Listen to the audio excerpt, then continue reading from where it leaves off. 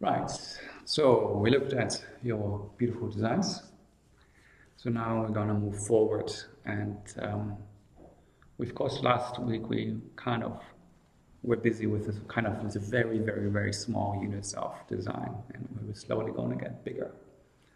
But before we get bigger, we still have to stay on one fundamental thing, which is color, right? So how many colors do you think the human eye can distinguish?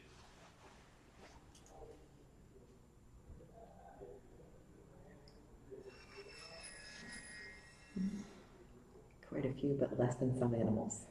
Okay. Make a guess. 16 million? 16 million?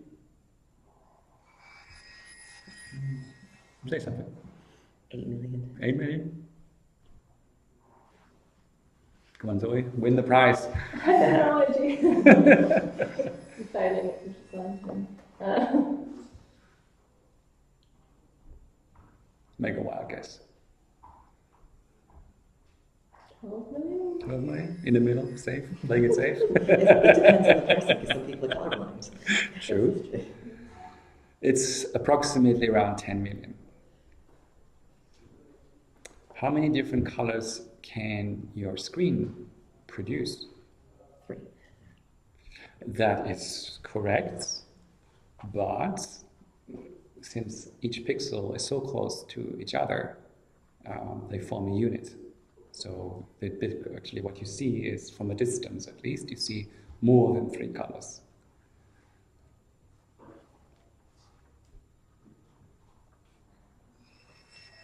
So what do you think? 16 million? 16 million? That sounds familiar from somewhere. Yeah. It's a Windows dialog. It says 16 million in there, which is approximately true. How many different colors? Oh, hold on a second. First of all, are those 16 million colors the same as the 10 million colors your eyes can perceive? No. Where's the difference? I think it's like, is it black?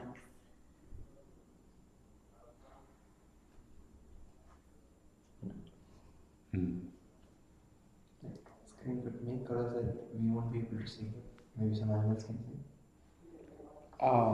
Yeah, so the point is these two color spaces do not necessarily need to overlap 100%. Just because 10 million is smaller than 16 doesn't mean that they overlap to 100%, right? So we'll come to that in a second. So how many colors do you think you can print, let's say, when you print offset?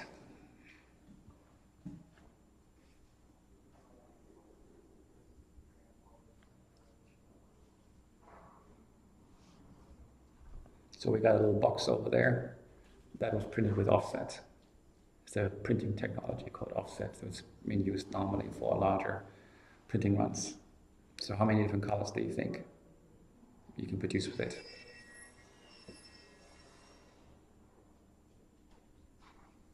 Make a wild guess. 12 million. 12 million. What do you think? In the range of hundreds. Hundreds. Okay.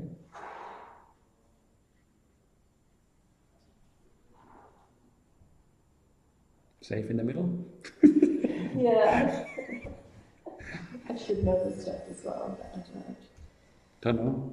don't. Yeah, 4 million? 4 million? It's around 576,000, so roughly 500,000. Can you imagine that this could cause some trouble? Yes. And what is the trouble? You That can you can't replicate one to the other easily, but it's quite hard to translate what you might get on screen to what you might get in print places. Okay. So what you see on the screen is not what you will see in print. So how do you work around that? color proofing. And what is that? It's when you something to do with calibrating your screen to match the print as exactly as you can.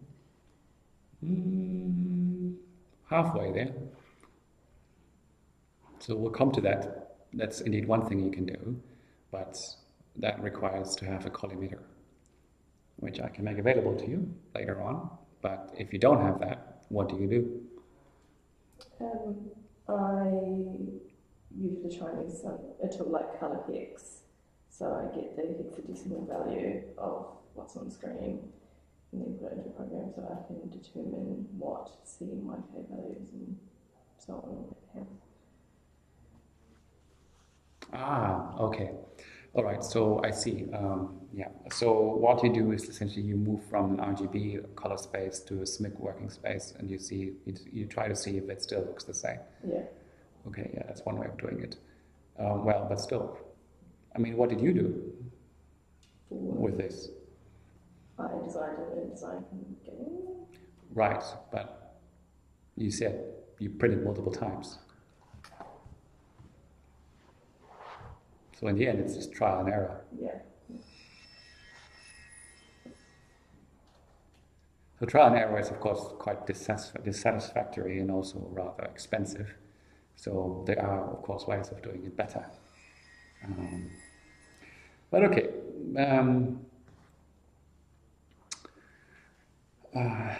Right, more fundamentals.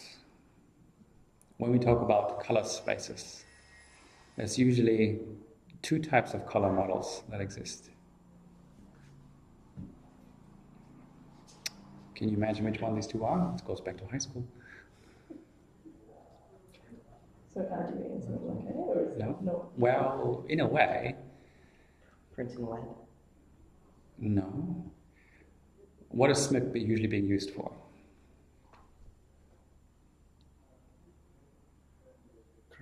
Yes. And what is RGB used for? Display. What's the difference between color that's being printed and color that's shown on the screen?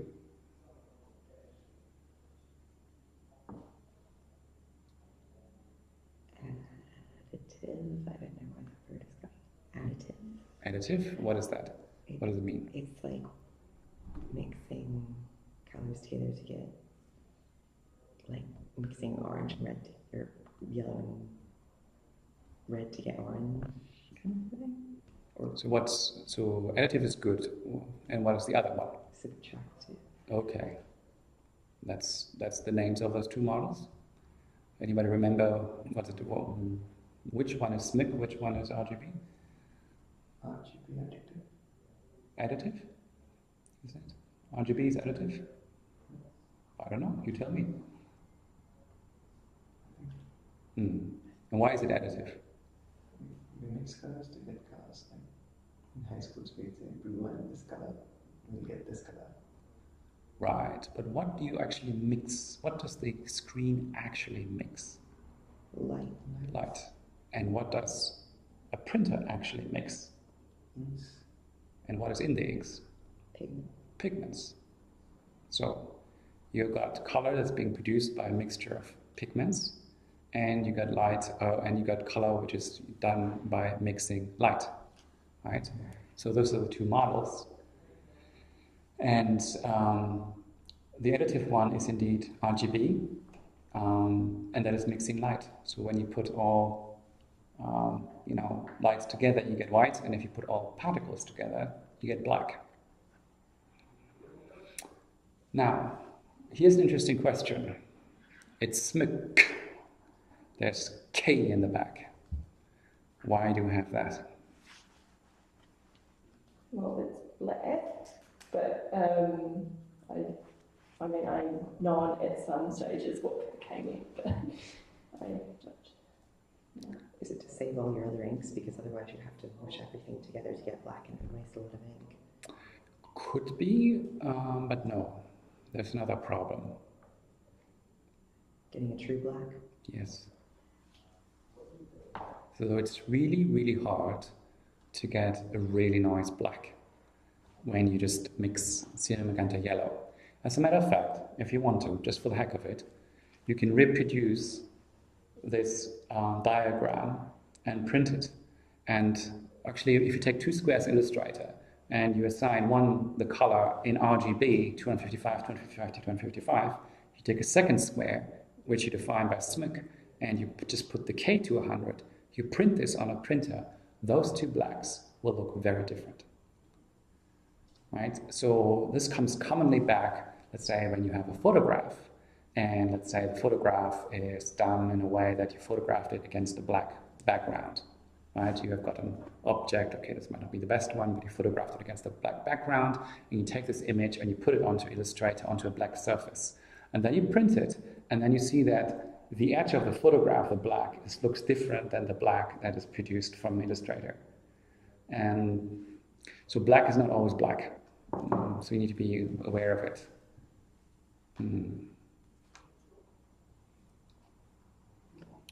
Right. I'm still going to dash out and get something for you guys. Do you know what Pantone is? Can you explain that, Zoe? Pantone is like a colour measurement for textures. So if you're printing, and it's universal, like basically universal standard, so yeah.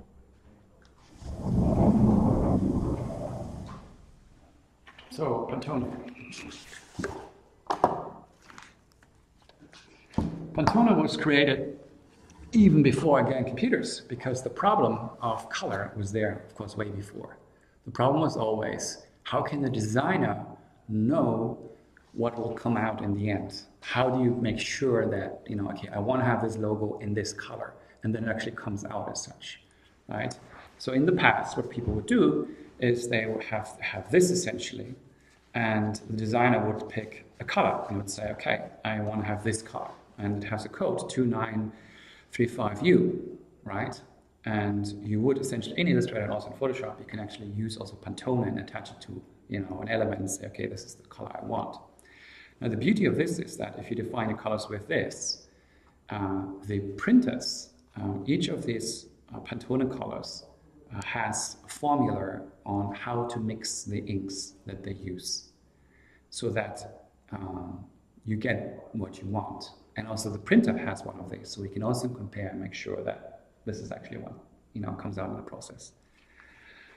So if you want to have something that is color correct, then this is another way of doing it. It's like you just use Pantone color, and then you kind of, you know, the printer, not necessarily your own laser printer, because your own laser printer is not going to use Pantone colors. I mean, they mix the inks. I mean, it assumes that the printer, you know, is able to produce a Pantone color process.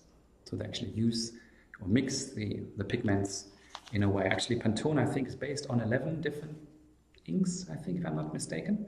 And so the mixture of these is prescribed.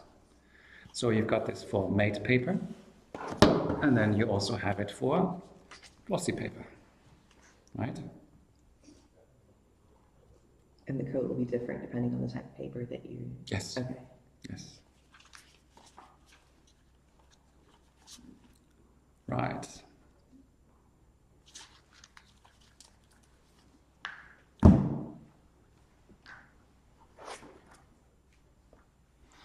Right, so we got that. So Pantone is, when you go to a professional printer, a pretty safe way of getting what you want. Now, there's an interesting relationship between those two diagrams. Do you see the relationship?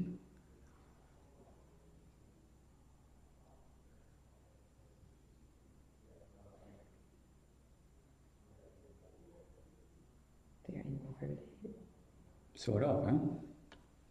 So essentially, if we go by the classical color circle, what you see is that the colors are opposite. So cyan is the opposite of red, green is the opposite of magenta, and blue is the opposite of yellow, right? So this is how they kind of come together. Now, what I cannot really talk about very much is the science of color combination. So when you design something, you quite often want to have, you know, let's say a couple of colors that you want to use, and you want to have a palette. And the question is, what is a good color palette, right? That's difficult. So there's a guy called Johannes Itten, and he wrote a whole book about it, about contrast theory.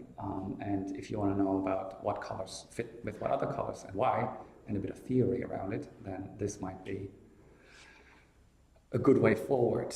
Or what you can do is, there are books about it, of course, there's, this one, I've got it in my office, Color Design Workbook. That's something you can use. Or if you totally have no idea what to do, then there are websites that actually provide you with color palettes, and people just vote on them, so then you can get sort of like a popular vote. So if you have zero clue about what to do, then the popular vote will probably still be better than your own. So you can actually just go and look for some color combinations which are good. Now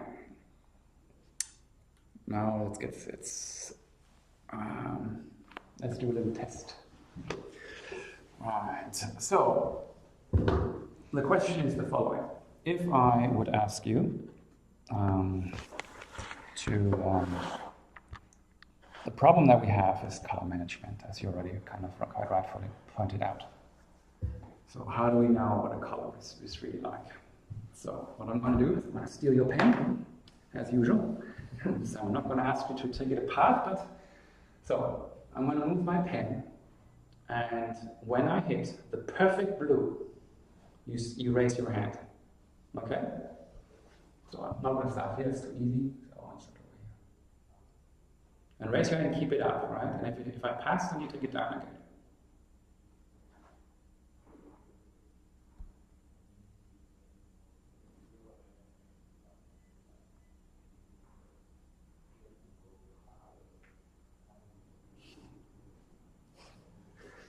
Okay, I've got 2 over here, 2 votes over here, it's 2 over 1.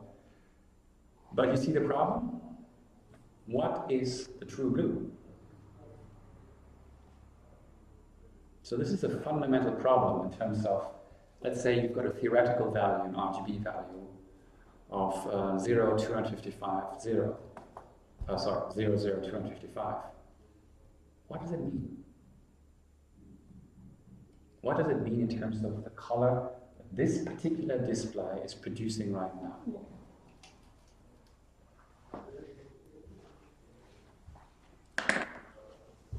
So what do you do?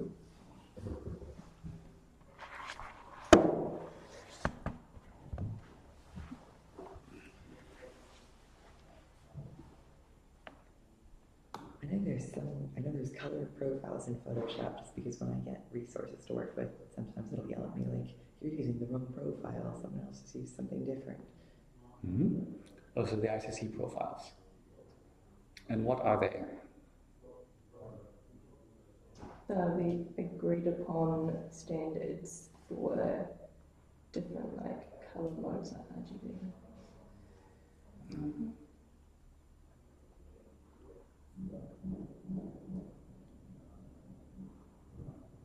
There are ICC profiles, let's say in Photoshop, where you can sort of set up some basic things, like when you create a new document, it will give you some choices about what it would work in.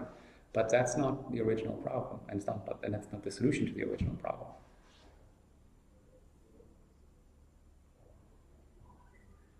So if you want to have,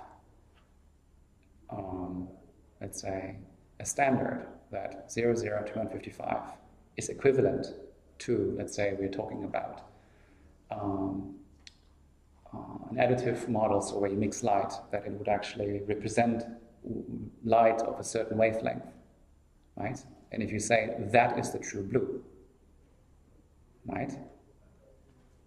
Then what does this TV need?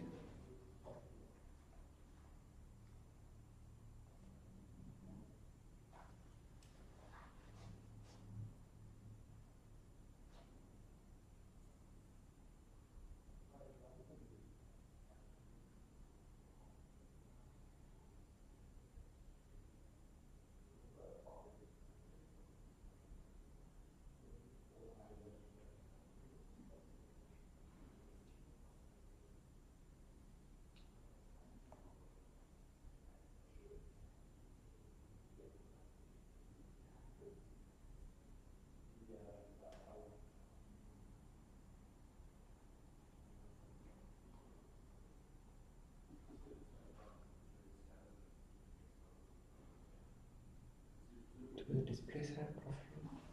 Yes. Every display needs to have a profile. And in each profile, it is written that when you give me a value of 0, 0, 255, this is what I'm going to spit out. It's a huge lookup table.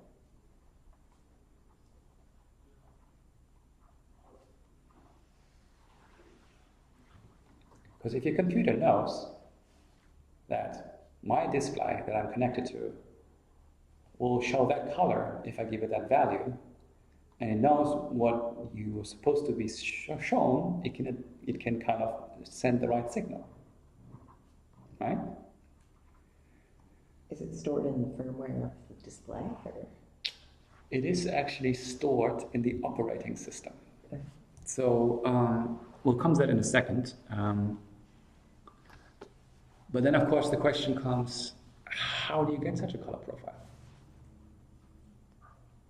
And you can create your own How? something in Photoshop. No, actually, no. Photoshop is not the right tool for that. How do you create an ICC profile?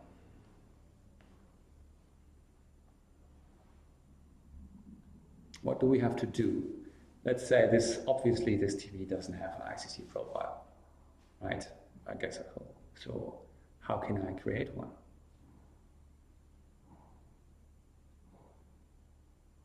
Sample what it's displaying to figure out what it's displaying for a given. Exactly. So how do you imagine the sampling to happen? Software that reads the state of the individual RGB elements. But the software can't read what light comes out. That's true. I know I've seen a weird little magnifying glass thing. People go over their computer with it. Yes, exactly. And that essentially is called a colorimeter. Essentially, it's a device that measures color. Right, so what do you do?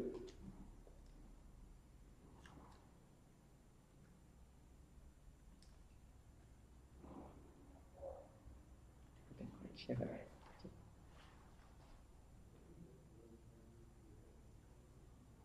You measure it on a sample, create a profile, and use the profile for the rest of the displays. Pretty much it. So the idea is that your computer will send a certain color to the screen. The device measures what is being produced. So you send 0, 0, 255 to the screen. The device measures what the screen produces. You do this a lot of times with many different colors, and out of that you create this table. And then you know exactly, then you have a profile that describes how this particular screen interprets color. Like when you give it a certain value, this is what it produces.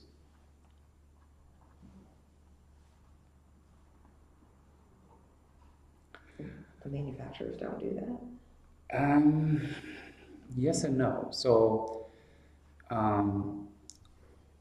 these days, quite often they provide a default ICC profile, but there are variations in the production, so not all screens are equal. And second of all, monitors also age, so they don't stay consistent. When we used to have the old CRT screens, it was even worse because their color actually depended or sensitive to temperature. So when you switch it on, the color was off, and you actually have to leave it on for like 5 to 10 minutes before you can actually start working on it, because it just needs to reach its working temperature, and then it will work. But that was, of course, also the phosphor in there, which essentially gave the light aged. So in that sense, aging was a real problem. But of course, once you've got your computer screen to work, that's still not sufficient. What is still wrong? With doesn't necessarily correlate to what will print. So what do you have to do for your printer? Same thing. Yes. Yeah. So the way that works is that you print out a test page where there are predefined colors on it, and then you take the collimeter and you measure essentially what the printer produced, and then again you've got a lookup table that describes how your printer interprets 00 to 155.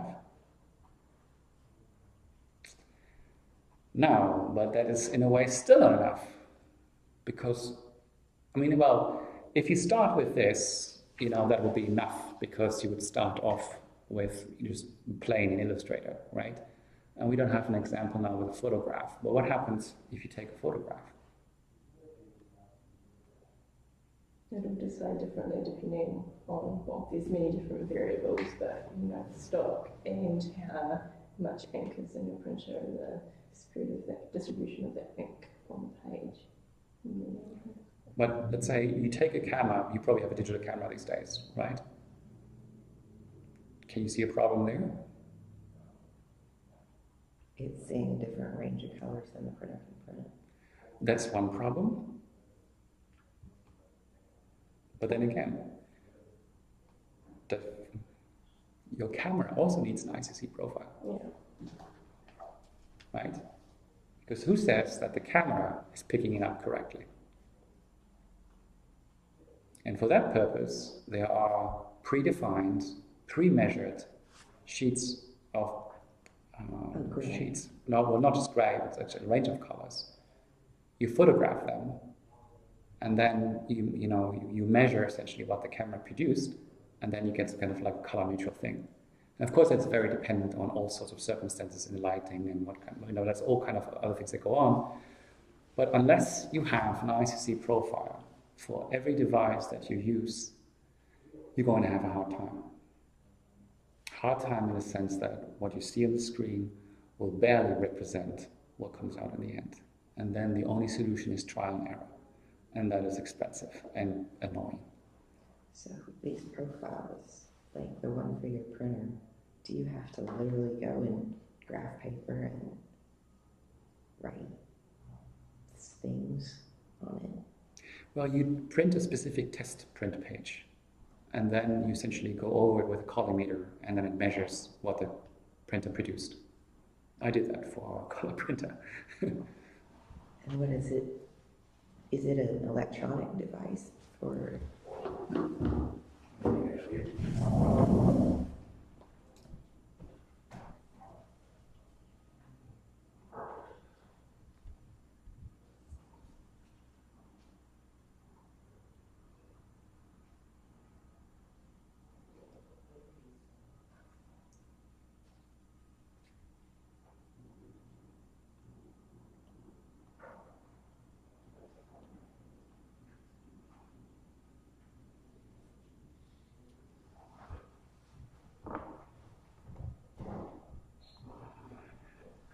So you're free to borrow this one. It's called Color Monkey.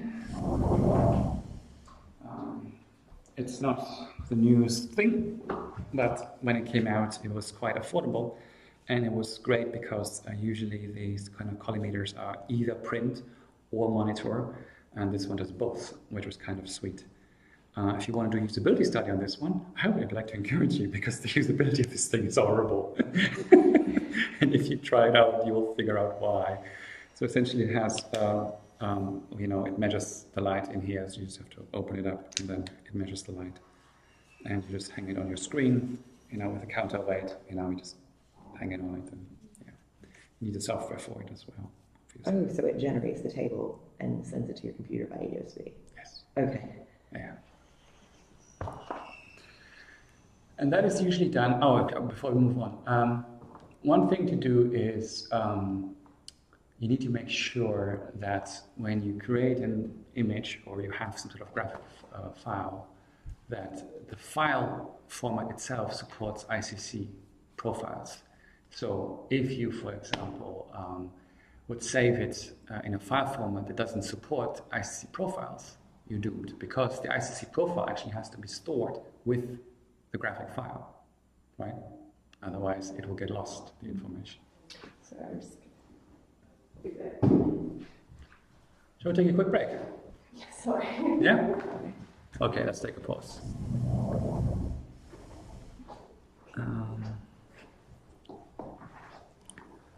Pause record. Right, so the file format has to support it. Then, the color management itself is not a matter of the Photoshop, but it's a matter of the operating system. So for every device that you have, you essentially assign a profile. So there's a color sync utility for Mac, and also for each display, you can essentially create a profile with this device and then select it. Same thing is possible in Windows. There's also color management in Windows where you just assign every device an ICC profile. Now, the interesting thing, of course, is that this is something that you might have come across is when you create something in Photoshop, there's a dialogue like this, and that's a bit confusing. These settings are really only useful for two things. One is that if you create a new document from scratch, then the question, of course, is obviously, well, what profile is that document supposed to have? And the second thing is if you want to convert. So that might be different. Right. So you make a color profile, you use that device on your screen, and then you use it again with your printer. And then are you supposed to change it so that they match each other? Or No. can you change it? The beautiful thing is that once you have an ICC profile associated to your display and to your printer, in theory, what you see on the screen should be the same as what you see when it's printed. So it changes itself? Yes, it is being managed then. Okay, so you don't have to do anything to your settings when you... So I've just never done this before. I can't quite... So I would suggest try it out. Yeah, I'm just having a hard time. Yeah, and you said again with the camera too. Yes, so for that, there's I was just actually looking it for in my room. I couldn't find it so quickly, but there's a piece of paper, essentially a test sheet that you photograph, and then from that on you go further. But of course, what people do these days, if they don't have such a test sheet, is they just take a white surface and they set the white point this way. That's one way of doing color correction as well. But that's, again, and you do it specifically for every image. But what you really want is that you want to have a profile for the camera, because then you do it once and you don't have to do it again. But then again, photography is complicated because it's not just the camera that plays a role, but also what kind of light you use has an enormous influence on the situation. So photography is complicated. So that means if you go to a proper photo studio, they'll actually photograph their test print before every photo shoot. I think that's what I'm familiar with, but I just don't understand how the rest of it is confusing to me. I mean, I understand the principle, but...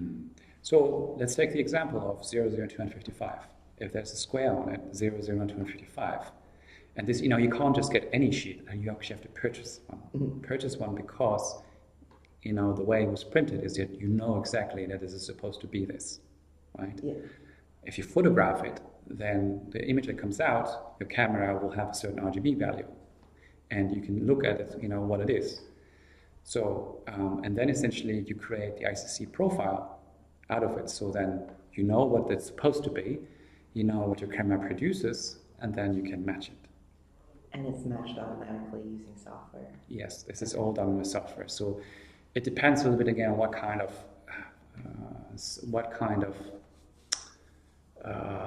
camera you use and how professional you are. So if you do it with a professional way, what you would do is you would have essentially a raw image processor.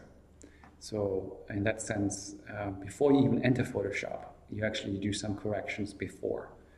And in this processor, essentially, you apply the color settings, mainly because in photography it's so complicated because the lights can be different. you know, if you shoot outside or inside, makes everything different. So that's why you have to, you know, it's not just you do it once and you're done with it. You actually have to do it like every photo shoot if you want to do it professionally.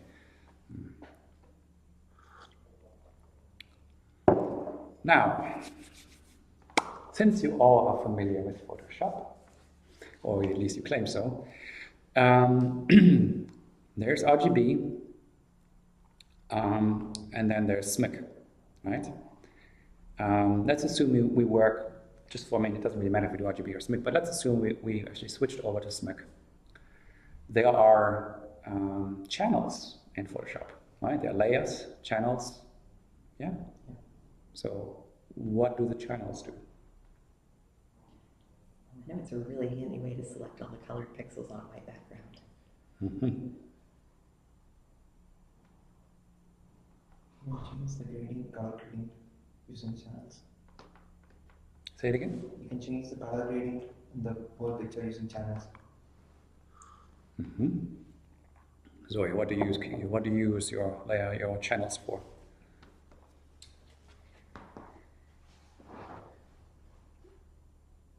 Like controlling, like stimulate some of the color intensity and things. Is that, like, I haven't used Photoshop recently, so I don't really know. But yeah. Now, let's think back. We know how many data points do we have for each pixel? 3. 3? Okay, that's when we do RGB, correct? Oh, yeah. For the moment, let's assume we do SMIC. How many color points, how many data points do you need? 4. 4. Okay. How many channels do you have? I know in RGB, well, I know in RGB there's like, I think there's one for each, and then there's one for all 3 combined. Mm-hmm. Well, sort of, yeah. There are just 3 channels, and each channel represents one value, right? So, the way this works is that when we got this parrot, the parrot of this picture consists out of different colors, obviously, right? There's a certain amount of magenta in there, a certain amount of cyan in there, and so forth. The channels, then, is nothing else than actually a grayscale image, where black means 100% magenta, and white means, for example, no magenta for the magenta channel. Get it? How is that different than saturation? Oh, saturation would be for, well, saturation is a difficult term because there are different kind of color models. So RGB, there's lab, there are different kind of ways of how you describe color. So let's not get there because that's a complicated discussion. Color is actually, when you go into detail, it turns out to be incredibly complicated. So it's quite frustrating. Well, no, it's just really complicated because it has a lot to do also with how the human eye works and what we perceive, and it's complicated. Anyway, so what you see is that if we take this, the body of the parrot, right, there's a lot of red in there, which means there will be, you know, a lot of magenta. That's being represented as a grayscale. So black means high value, right, which means a lot of magenta here in the magenta channel, right? Now, what offset printing does, which is what this box over there is doing, is that you essentially create, you have a grid, and the size of the dot changes. So if there's a lot of magenta, the dot will be bigger, and if there's still magenta, the dot will be small. But the grid itself is fixed. Now, you remember last time we talked about LPI? That is where the LPI comes in, because the LPI defines the size of the grid, as far as I understand. But of course, there's a problem, and that is, if you would put the inks just on top of each other, then, you know, you just get, like the last color printed will be, it just gets going to be horrible, right? So what you see is that all three halftones essentially are rotated, right? It's not 90 degrees square. You know, they're all at a certain angle. And because they're at a certain angle, it's like when they're being printed on, because, you know, in offset, one color is printed after the other on top of each other, right? And you don't want them to be all like, you know, over each other, because then you can't see anything. And then in the end, you get something like on the bottom right, and that is what's actually being printed. So if you now, it's not such a good example, I'm not sure. Usually photographs are better for this, but we don't have anything else, so let's just go with it. If you look very, very closely, you will actually see, no, it's not so good. In photographs you would see it better, but you would have to really, really look into it, because the grid is very fine. Yeah, we need to have a magnification now, so we can't see it this way. Which is in a very good thing, because you know the grid is so small that you don't actually see it, right? which is nice. But if you, for example, go for a print which is not so high resolution, so for example newspaper, there you will see it much more. Now, remember we had a discussion about whether the 10 million we see and the 16 million your screen shows are the same? Turns out it's not the same. And that is a problem. So, if you look on the right side, there is it is described what color what produces, and what you see is that the let's see if I can rescue my cursor. Does this work? The other way? No, I can't get my cursor out. Anyway, you see the color monitor, the gray one, has the spike in the green up there, right? And you see the offset printing doesn't have it. So this triangle here is the triangle of sorrow. Right? This is something that your computer monitor can show, that you can see, but that you can't print. Now, these days you would have observed that some of the more expensive ink printers actually have more than 4 inks, right? So they have 6, 8, even 12 inks. And the reason is mainly these kind of areas, you can't get there by mixing pigments. You actually need to have an ink that is dedicated for this area. Otherwise, you just can't do it. Now, in Photoshop, there is something nice called a gamut warning, and you can switch that on. And what happens is that Photoshop will then show you which of the colors that you currently have in your photograph, it is pretty certain you can't print. So it gives you a warning. And this is really quite dramatic. So there's really a huge difference. And it's sometimes so disappointing when you've got such a brilliant design, you print it, and it is, it is a whole different story. You agree to that? Yeah, too frequently. Too frequently you come up with something that could be really good for the screen, and you might want to, utilise some of that in a printed document for stakeholders, and you can't really get that vibrancy on the printed page.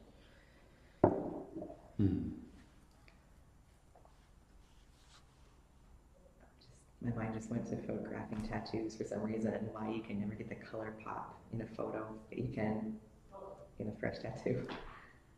Oh, that's because you have quite a few tattoos, huh? Yeah, more like zeros on. Yeah, it's reproducing color is really, really hard.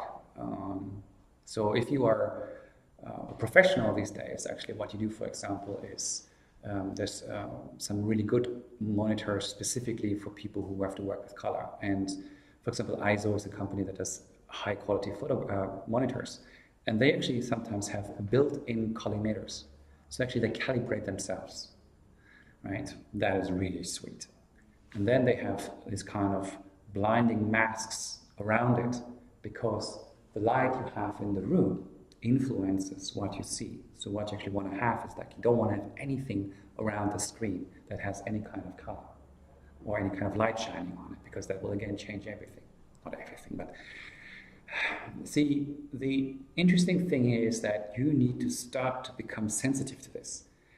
Before this, you probably never even thought about it, right? You would have never thought about, is this the right color for aluminium, right? Well, it does matter, and it's important that you start to think about it and perceive it. And once you get good at it, so my father actually used to be a photographer, and a professional one, and he could see when he got the photos and he developed them, it was still chemical and everything, and he looked at it, it's like, oh, a little bit too much magenta, and he would go back and change it, It's like, I couldn't see what he saw, I couldn't. So you learn, essentially, you become sensitive to it. Okay, now, we're slowly moving over to typography. Which of these is good? Which of these is bad, and why? The last one is good. Why? Because the contrast between the text and the background is sufficient to let you read it, but not like shockingly makes your eyes hurt and see negative images afterwards bright. Yeah, and then the left obviously is the text is too dark in comparison to the background, and the one in from it to the right is, they're both contrasting, almost the same fire receive your attention. So what about the red and the blue?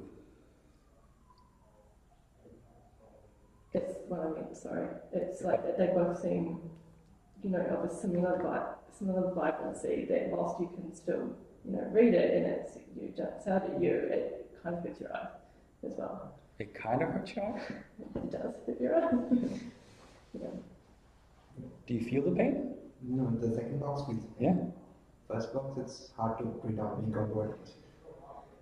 So now, think about it. It is literally causing discomfort. So, if you want to do that, you better have a good reason. Yeah. It's not that you can't do it, but if you do it, you need to be aware of you're going to irritate people. And maybe that's exactly what you want. Right? But it's actually, I'm quite satisfied with the TV screen because it really does hurt. In the past, now in the past I would throw it on a projector, and it didn't hurt that much, so this is really good because you really feel the pain. Yeah, fun. Okay, first we have to learn just a couple of names. Actually, the first thing we need to understand is that this, what you see on the screen, is not called a font. It is called a typeface. What's the difference between a font and a typeface? A typeface is a family of fonts, and a font could be, like a hairline font could be within a wider typeface family. To some degree, that's true, but it's actually more banal, and that is, typefaces are stored in files on your computer, and these files are called fonts. But we're not interested in how the typeface is stored on the computer because that really doesn't matter. What we're interested in is the shape of it, the design of it. So what we're interested in is the typeface, not the font. So anyway, so here are some names of things. One of the biggest things you notice is serif. What is the opposite of serif? Sans serif. And whose French is good enough for this? With and without. Yes. So, what is a serif? Why do we have them? It's supposed to increase legibility. To some degree, that's true. Like handwriting? Is it? It came out of handwriting. Well, not exactly, to some degree, but no. Well, I mean, if you wanted to create a serif typeface with handwriting, what would you need to do? You would need to include the decorative elements that. Yes, but what kind of pen would you use? Oh, calligraphy. So the first typeface was just some monk's handwriting. So this kind of tips essentially are not a point tip, but they actually have a surface, right? But that actually is still relatively new technology, because serifs are even older than that, much older. So how was the first typeface, if you might say, or text ever recorded? Blocks. Blocks of Or wood. wood? I think it was wood, yeah. Then you can arrange them in a frame to print out. That would be already the age of Gutenberg. Or before that, Earlier. it was all done by hand. You'd line out the page and then go over it in calligraphy And even earlier. and drawing and stuff Yes. So how would you do that? with a chisel. So what does the chisel look like? It's a tip, like a calligraphy pen tip. Well, there are different kind of chisels to start with. But, I mean, you would essentially go back to essentially the first recorded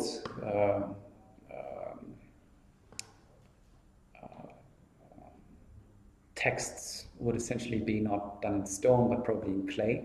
So they would essentially press something into clay, because that's easier than doing it in stone. But of course, stone is much longer lasting.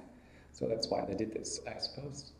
Well, see, the problem is, if you, let's say, want to chisel an eye, right, you can do the vertically quite nice, but then it would end up with some sort of round, right, which is kind of not nice. So what you do essentially is, like, if you have a chisel, the chisel has, a surface like this, and you've chiseled it like this, you just turn 90 degrees around, chisel it in like this, and you get the end. So that's where the serif come from. It's originally the chisel. So, but there is something to be said about legibility, but I don't think that was ever the intention. It's really more of a cultural heritage that we have there.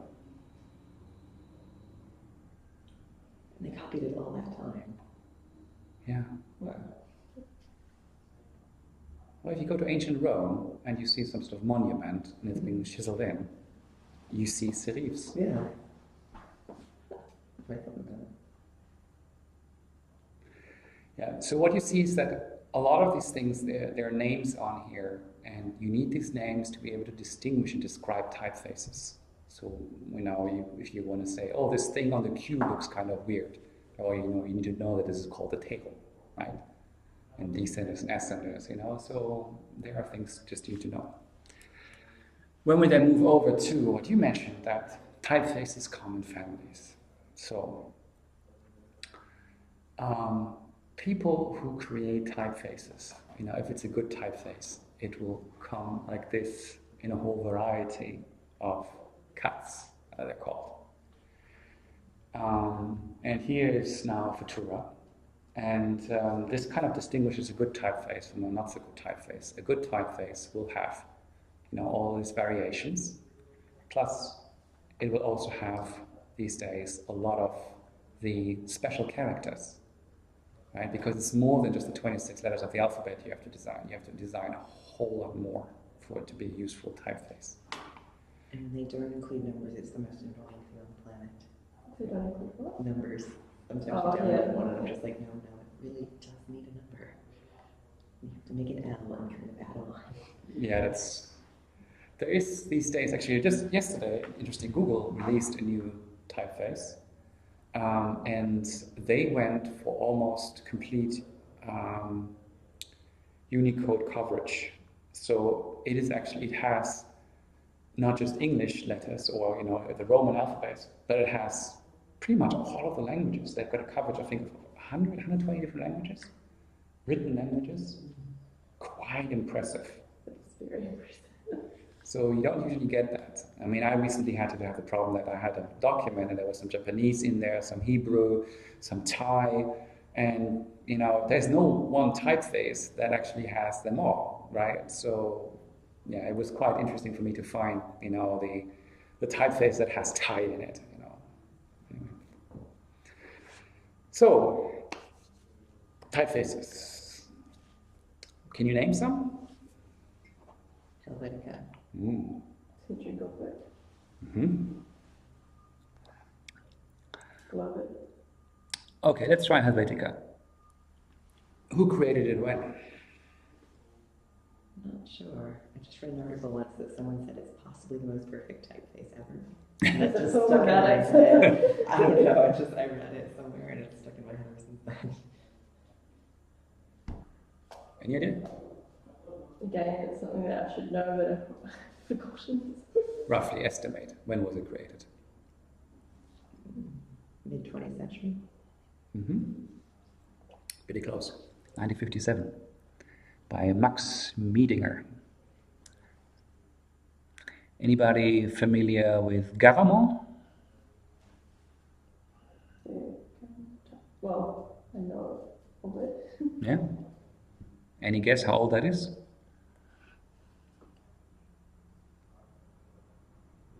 It's a trick question because it's designed to look old, but it's really new. You decide. This is the quiz. You can't know this. That's okay. I'm just having fun with you.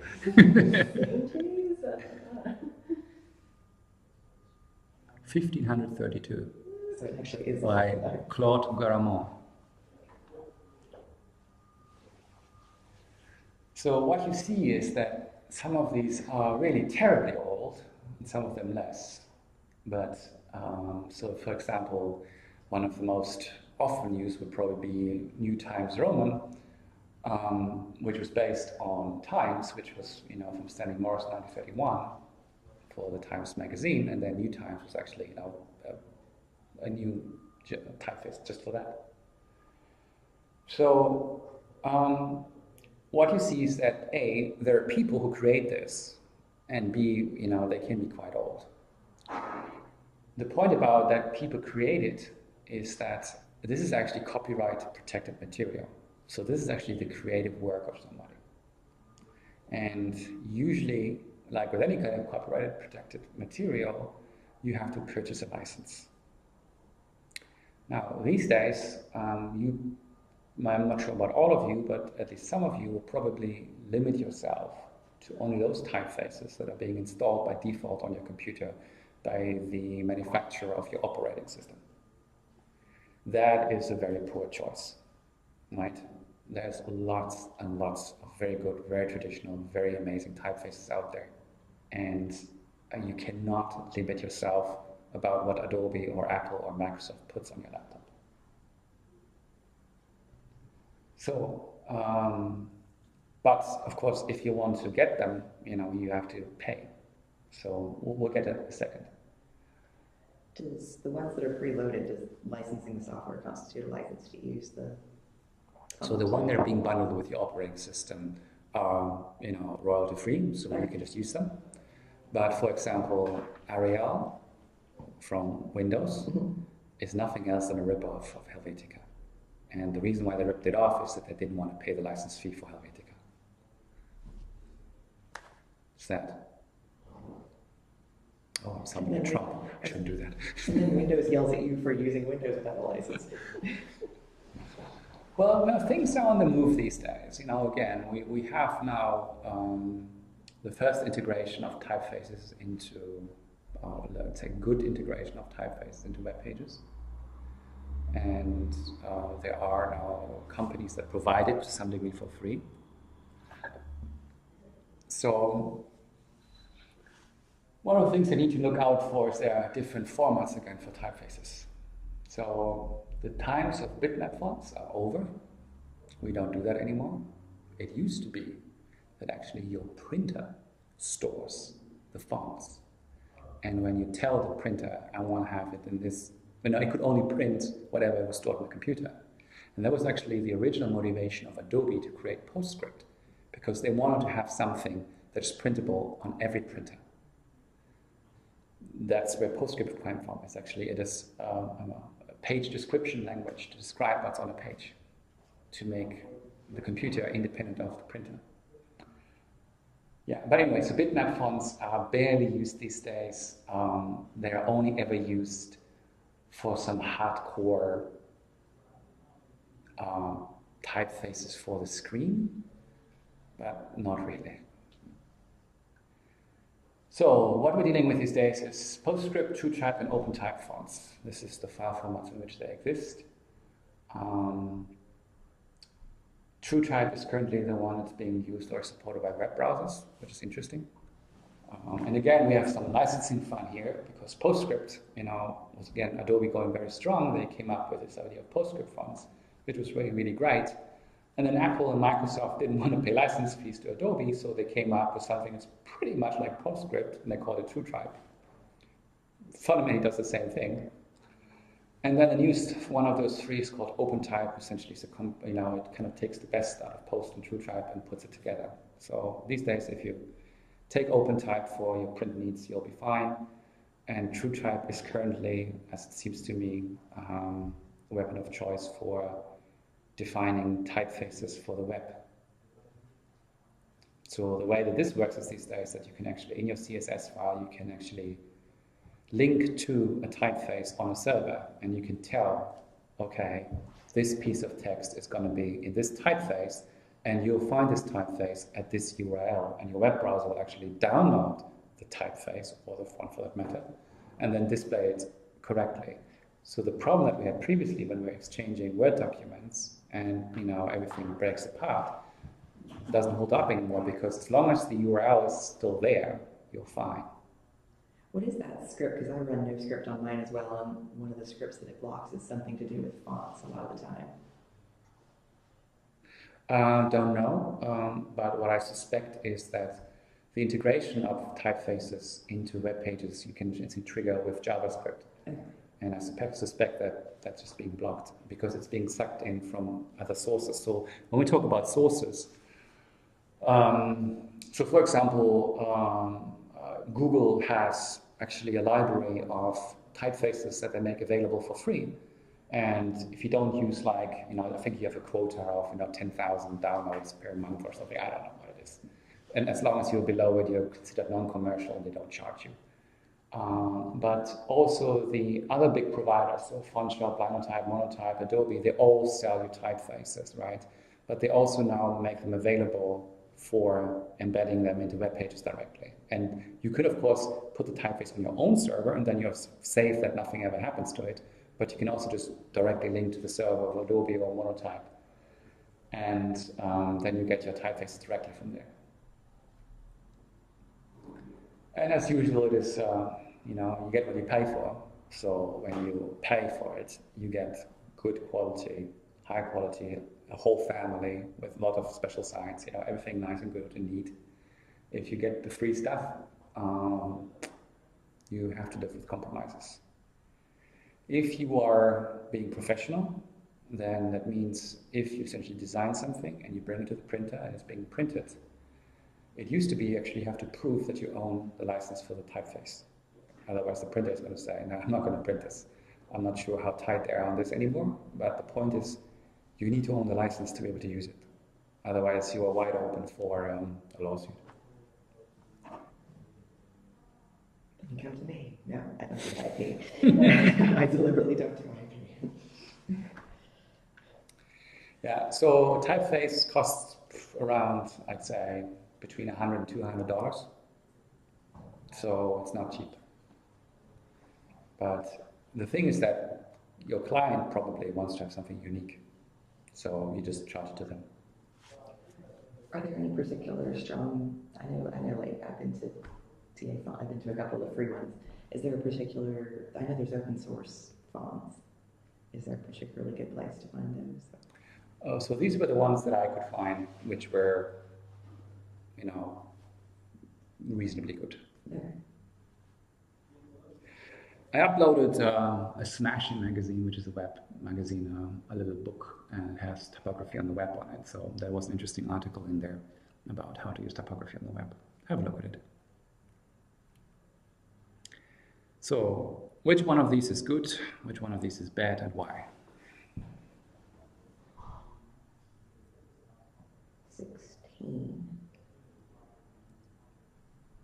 is good because it's large enough to be legible on this screen, but without getting cut off. Mm-hmm.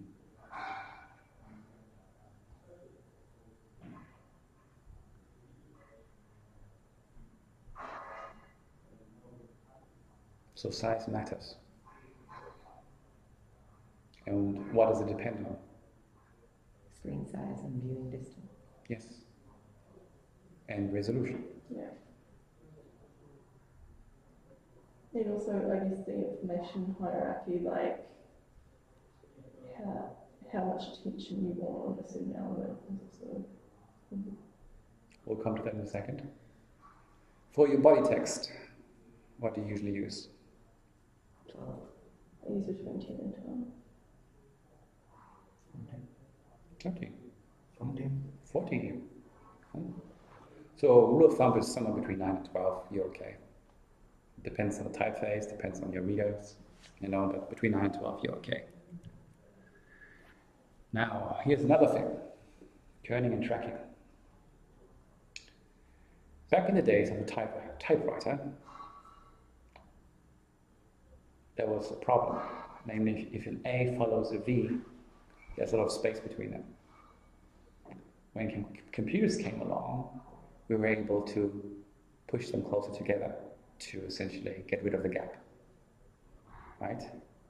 And that's the difference between a monospaced typeface and a non-monospaced one. Monospaced means it just, every letter has the same width. You may want this specifically, but most of the times you don't want this. So what you really want is kerning, so that the sequence is actually, again, there's a really huge lookup table. So this table defines the space between every letter following every other letter. Right? And high quality typefaces will have a nice kerning table, and then they automatically set this correct. Tracking then is essentially letter spacing. Right? So you see we're getting the smallest thing about typefaces, now we're getting already to letters, now we're getting to words. So there's word spacing, of course, space between words. Now this is a screenshot from InDesign.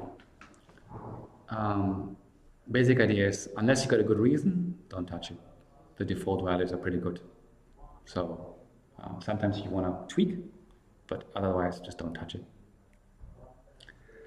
Which of these is good, which of one of these is bad, and why?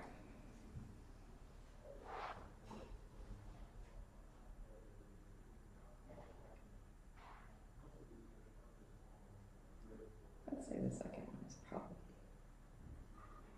ideal, but the first one's alright too.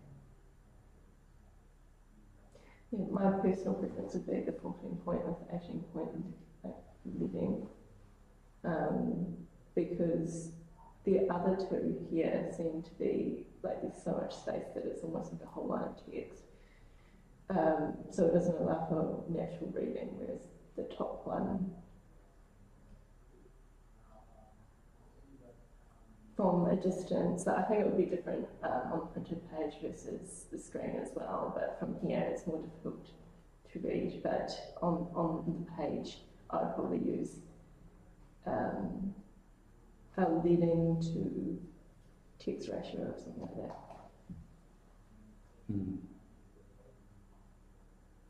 Well, I mean, the rule of thumb is 120%.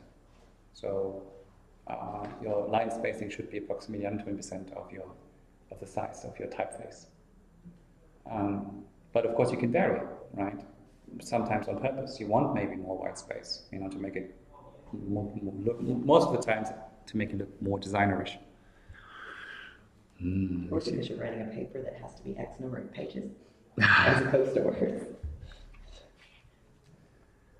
But of course, interesting thing is, what do we really mean with line spacing? Because there are different things you can measure, right? So you've got line spacing, which is from baseline to baseline. You've got the font size, which goes from ascendant to descendant. You've got the visual line space, is what you actually perceive as the white space. And you've got something that only the Germans know, Durchschuss. So that is essentially comes from the printing, where when we were back in the days where we had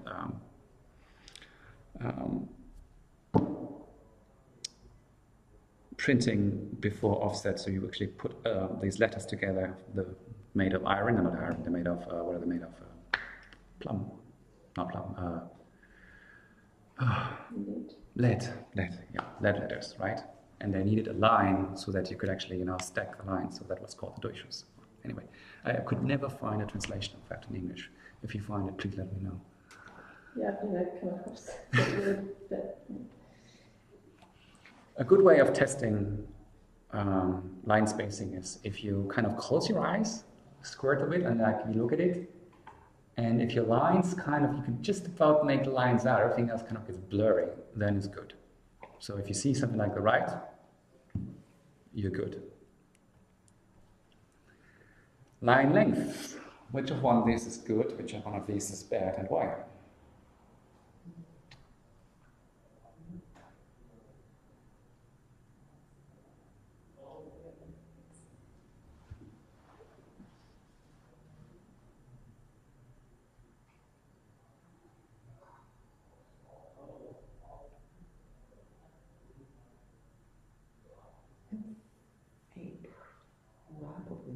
Personally, I prefer the shorter one, just the shortest one, just because there's less eye movement required. But the middle one could be ideal, just because you can fit more information per line, if you need to fit it on a page. So what's the trouble with the eye movement? It requires effort. What effort? Like physical effort, so you get tired quicker moving your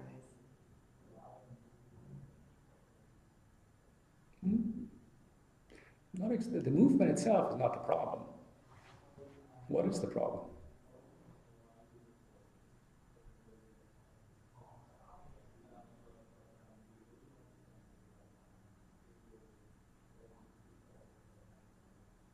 Why is the long line on top problematic? You sort of lose your place easier.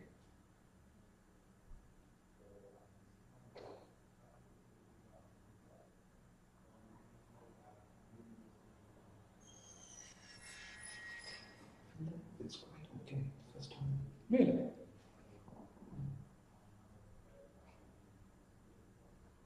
Second line will be ideal. I don't know. This is kind of just a guess, but if it's a shorter line length, do you perceive that you're progressing faster and possibly that aids you wanting to continue to read? Oh no, it's actually much more basic. So how do you read? Going across and then down. So let's see. Start reading. And then what? Go back to the other end, How?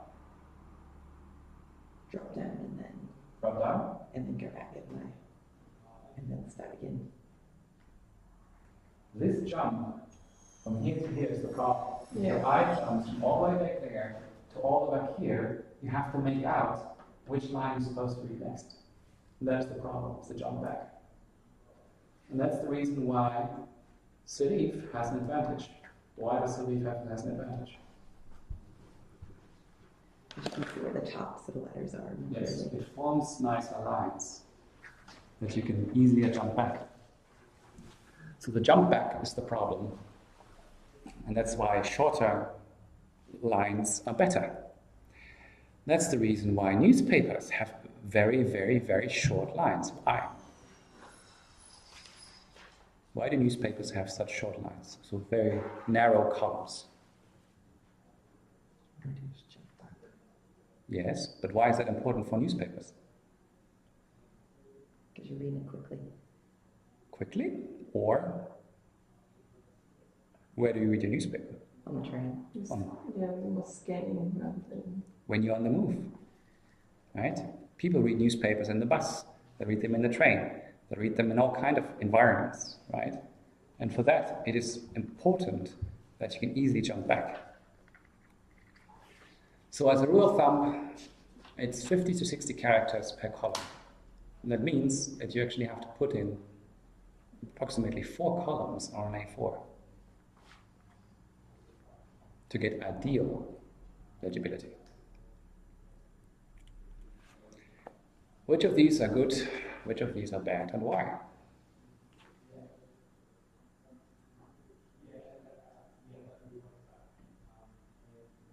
Left and justified.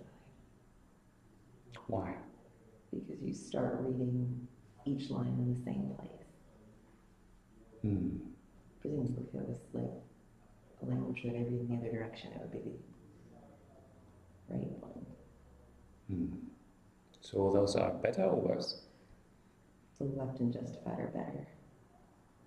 So what's the problem with right and centered? We don't read very read left to right, so it feels a bit unnatural reading it that way. When you jump back, it's hard to learn properly fast. What do you think? What's better, left or justified? Left is my preference.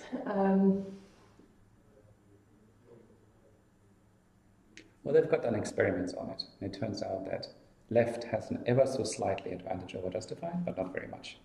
But both are indeed much better than right and center. Viewing distance.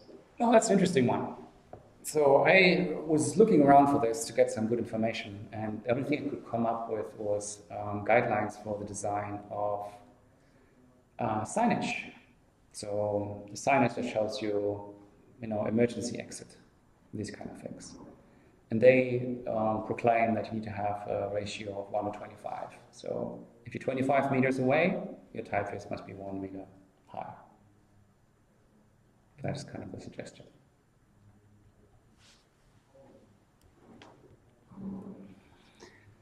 Now, which of these are good, which of these are not, and why?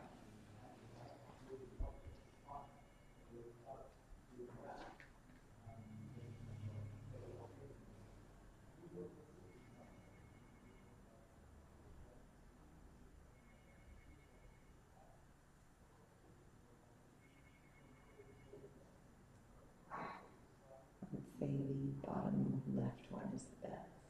Why?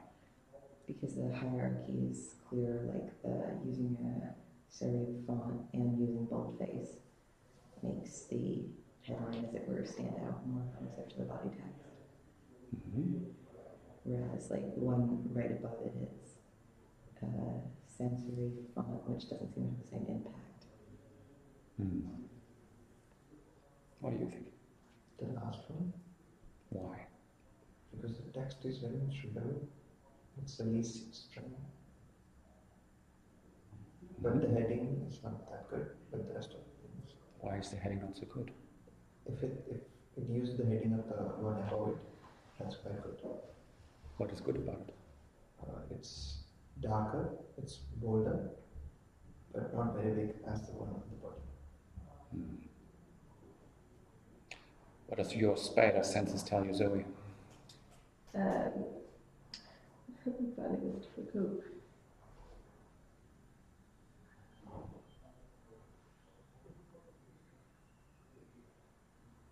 Also because I would prefer there to be more of a distance between the heading and the body text in all of them.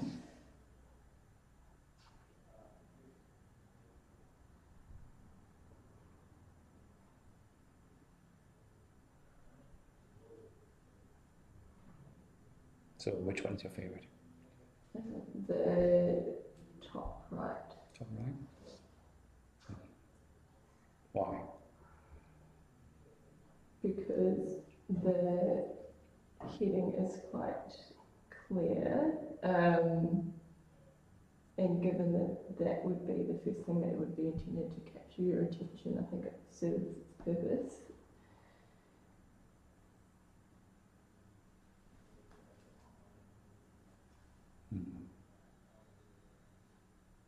Whereas with this one, I think, the difference between the serif and the sans serif is more noticeable because it's the heading that's already larger and bolder that has also the difference of the serif font also.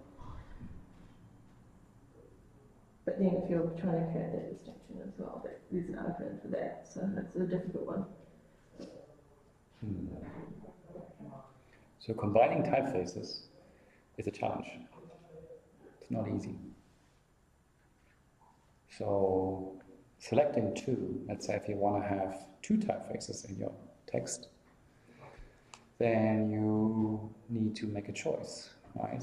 And the combination needs to make sure, well, there's overall, of course, the problem, let's say, of, how big or how much spacing, that's one thing, but just selecting one that goes well with the other is a problem. So one of the stereotypical solutions to this is like, if you use a serif typeface for the body text, you can use a sans serif for the headline. But again, that's just one thing. As a matter of fact, some typefaces come in sans serif and serif, and then you can just use one typeface. And then it still looks like it forms a family. It still looks like they belong together, but there's still enough visual differences that it clearly stands out as like this is something else. What is your preference? So personally, I'm always lazy, so I usually look out for a typeface that has both serif and sans serif, because the combination is usually magic, because of this thing that these two typefaces look different, but they also look similar, and that I think is really nice. I like that personally. And with this example, though, well, the bottom right, definitely no, because of the body text is too strong compared to the headline. Bottom left, the headline is too strong. It's just too strong. I think I would also probably go for top right.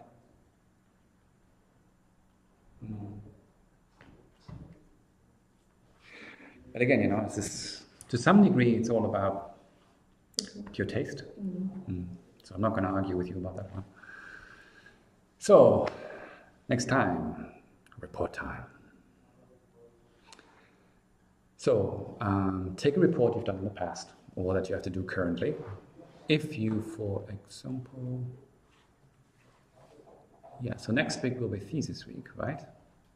So if you want to write something for your thesis week, like the first proposal of what you want to do, then feel free to use that. It doesn't really matter what material you use. It's not about the content that much, it's really just about the layout here. So if you have some previous report, your bachelor thesis, your master thesis, whatever material you might have at hand, it should be a good amount of length. It should be at least 10 pages, otherwise you're not going to encounter some of the problems. So it needs to have a certain size. And please make a beautiful report. Bind it. Important. Stupid question, but what does that mean exactly? I know what binding a book is, but I've never. Does that mean? Never bound anything? No report ever? No. Wow. I turned everything in online. Oh, interesting. So you're going to have interesting learning experience. Is that a thing that a shop will know how to do if I tell them? Yes, but that's cheating. Strategic thinking. You'll learn more when you do it yourself. Okay. And there are many, again, if you just go to an office shop, they probably have 2 methods of binding, and that's all they ever have. There's many different ways and many different things you can do if you want to. So the question is, of course, first you need to have an idea, and then you figure out how to do it. But nevertheless, going to certain shops and asking around what technologies, what kind of methods exist, also will open your horizon in terms of what possibilities there are. So the important thing is make a conscious choice. If you choose for a method, it should be a reason why. The reason not just because, that's the cheaper option, but this fits my design better. It doesn't have to be a report with any kind of images or graphs or anything, does it? Very often images and graphs are in reports. I was a history major. And you have no images of important people? No, they didn't. No? No, we just text and footnotes. Anything else and we get in trouble. Really? Yeah. Interesting. Weird. That was normal. Anthropology and archaeology would have graphs, but not history so much usually. Sometimes there would be a table, but never Okay, so what was your thesis about? It was the cultural background for the fear of poisoning in the European Middle Ages. What poison? Sorry? For cultural background for the fear of poison. There was basically like, Fear of poison. people were hysterical about the possibility of being poisoned, but not that many people actually got poisoned relative to got plagued, got stabbed, just keeled over. You know? But they were like, that was the thing. It was like terrorism now. Like, not that many people died in terrorist attacks, but that's the thing that everyone thinks about. Oh, I don't want to be killed by a terrorist. Well, I mean, I could certainly imagine you could use if you would talk about some specific people, some specific neurotic king, you could probably have an image of that king. So I could put it doesn't have to be what was in the original. Say that? It doesn't have to be what was in the original. What is the original? The original one that I turned in. Oh, no. Okay. No. Okay. In that case, I know what I put in. Yeah, so grant yourself a little bit of designerish freedom, and yes, do include some visual material. That usually doesn't hurt. Well, it depends. I mean, depends on how you look at it, whether you make a report. It depends on your audience. So if you do scientific, then you only include an image or a figure if there's no way you can explain this in words. And that's a scientific approach. But when you do a marketing approach, if you create a brochure for the university, you're going to have a lot of smiling people on there, right? So in that sense, it depends a bit on your audience and what this report is about. Mm. Should we be aiming for an audience of the original audience of the thing, or pick and choose and justify?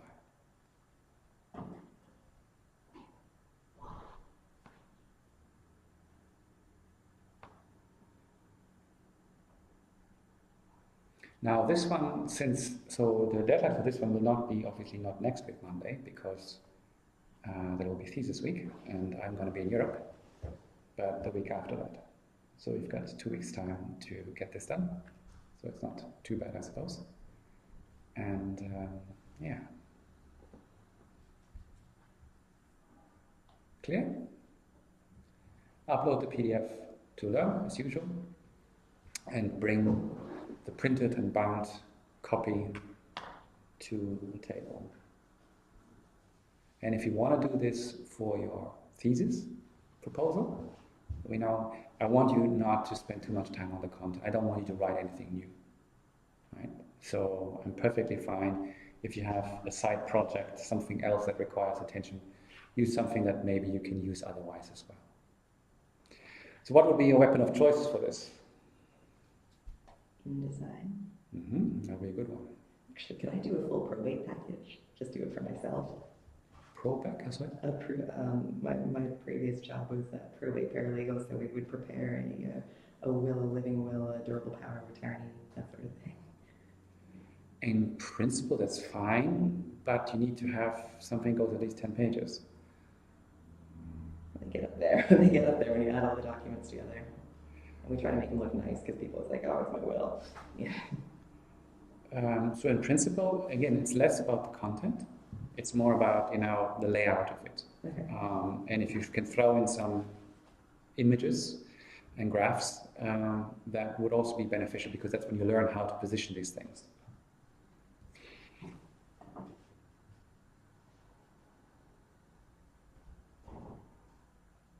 Okay, so don't use Photoshop.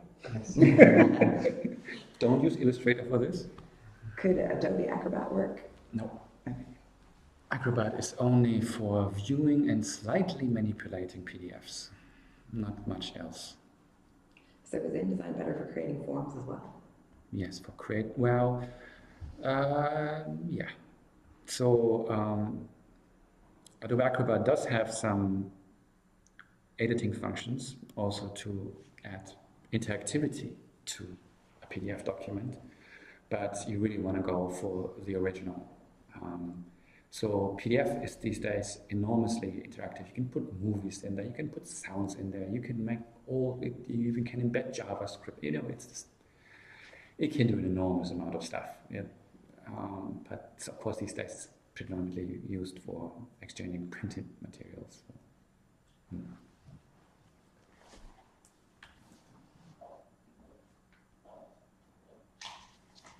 Okay, cool. Then I see you on Wednesday. I just had a quick question about the readings. I guess they're probably more relevant to Wednesday's classes. But on Learn, where it says must read chapters,